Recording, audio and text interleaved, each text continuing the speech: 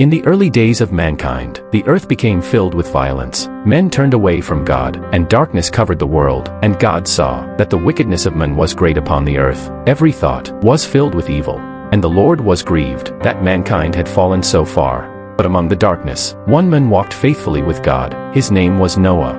And God spoke to Noah, "The end of all flesh has come before me. I will send a great flood upon the earth. Make yourself an ark, a vessel of salvation." God gave Noah the design for the great ark that would preserve life. And Noah obeyed. Day after day, he built the ark, but the people laughed at Noah. They mocked the warning of God. For many years, Noah continued building, even when no rain had fallen. At last, the ark stood complete, a refuge prepared before judgment.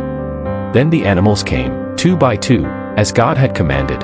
And Noah entered the ark, with his family, and the Lord shut the door, and the rain began to fall.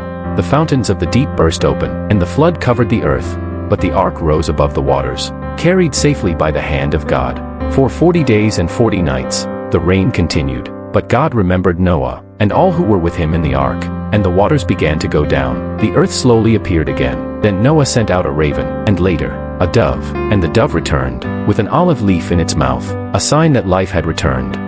And Noah stepped upon the earth again. A new beginning had come, and Noah built an altar to the Lord, to worship the God who saved them. And God placed a rainbow in the sky, a covenant between heaven and earth, a promise that the flood would never destroy the earth again. And so humanity began again, under the mercy of God.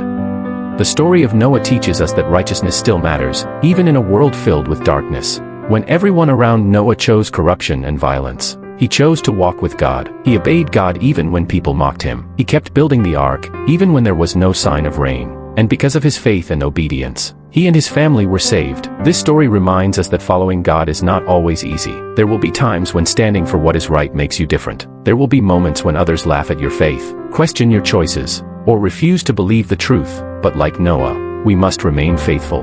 For obedience to God can protect us from destruction we cannot yet see. The ark also reminds us of God's mercy. Even in judgment, God made a way of salvation, and the rainbow became a sign that God keeps his promises. So when the storms of life come, trust the God who guides, protects, and remembers his people. For the same God who carried Noah through the flood can carry you through every storm.